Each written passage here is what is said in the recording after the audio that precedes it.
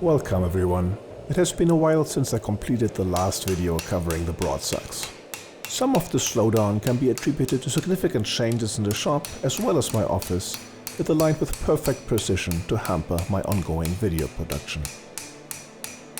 However, now I'm back to completing the Breitsax, and you see me slowly forging out the bevels to establish the cutting edge of the single-edged pattern-welded sword.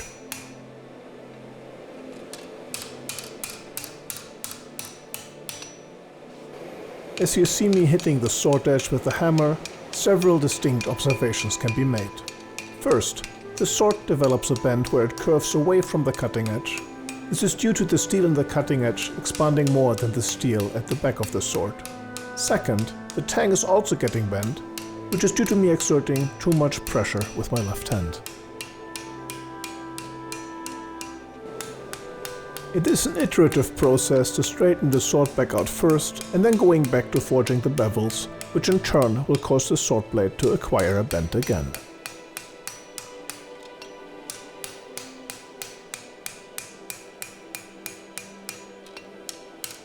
Single-edged seaxes have the broadest part of the blade at the base of the tang and gently taper towards the tip.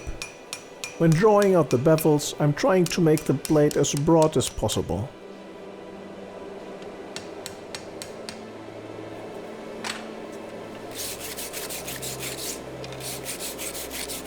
I repeat this process several times until I'm happy with the overall shape of the blade. With the pattern-welded blade, I need to be careful to not distort the lines and work the blade as evenly as possible.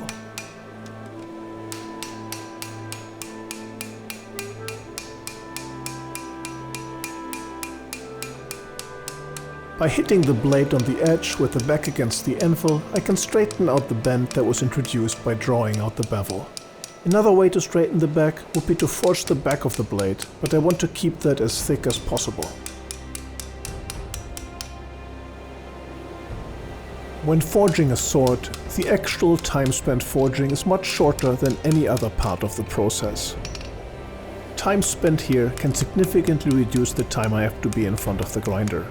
However, even then, what you see here on video is only a short window into the overall forging time.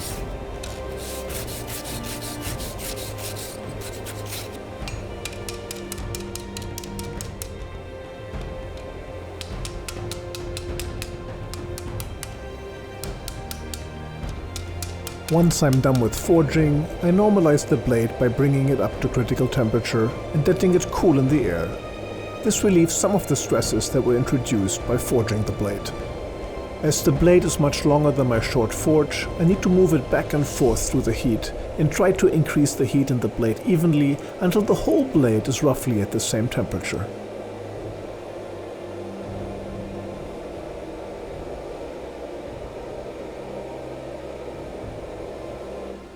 Another phenomenon that can be observed here is recalescence, where the temperature in the steel briefly rises while it cools down due to a change in crystal structure.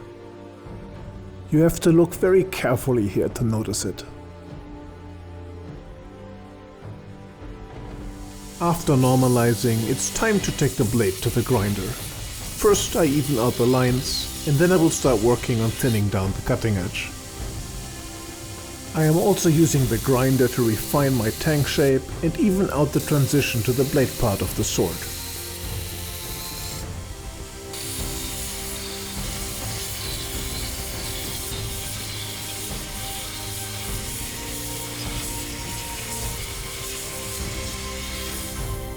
Once I'm happy with the profile, a few more adjustments are necessary to make the sword completely straight.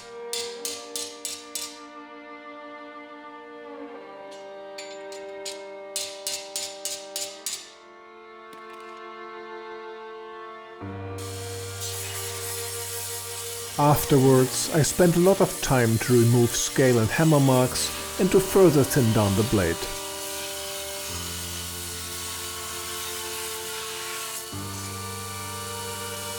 The push stick allows me to apply more pressure and to easily control where steel is being removed.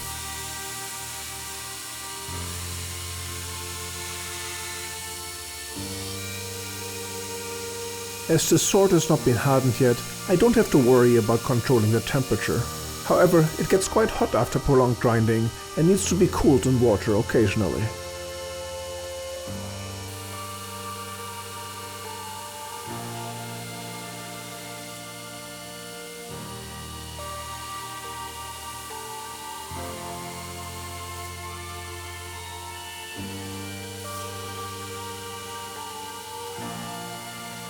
My final step before heat treating is to remove vertical grinder marks which could become stress risers.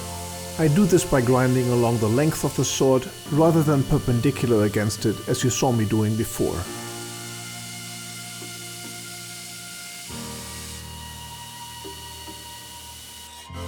I draw file as the final pass to get rid of grinder marks, and then I'm ready to heat treat the sword.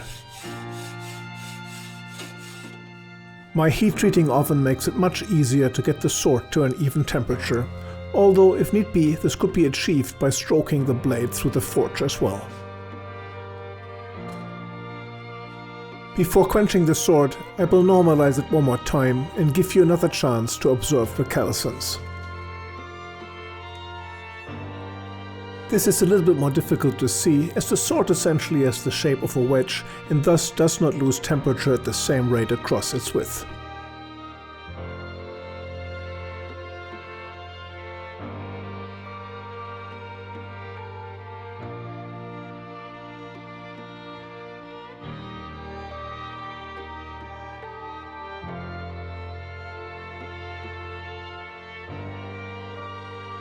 Once I'm done with normalizing, I place the sword into the heat treating oven again and bring it back up to critical temperature. This is also a good time to get ready mentally for quenching the sword. I will have to draw the sword quickly out of the oven and then plunge it straight into my high-speed quenching oil.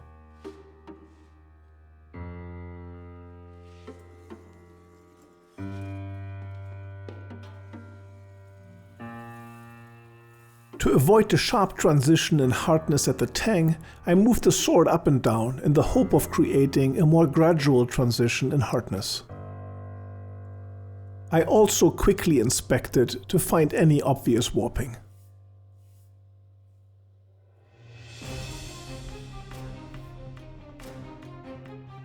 It looks like the sword came out successful and did not break. Next, I will get it ready for tempering. Afterwards, I will remove any remaining warpage. However, all of that will have to wait until the next episode of forging a Viking broadsax. As is usual for me, producing new videos takes a lot of time. Between work and other responsibilities, I only get a few hours every week to work in the forge and on producing these videos.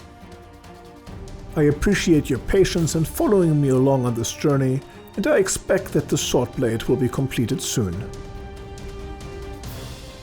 As always, many thanks to those of you who have joined me on Patreon. I very much appreciate that. If you like what you see and want to watch more, please subscribe to my channel. See you next time.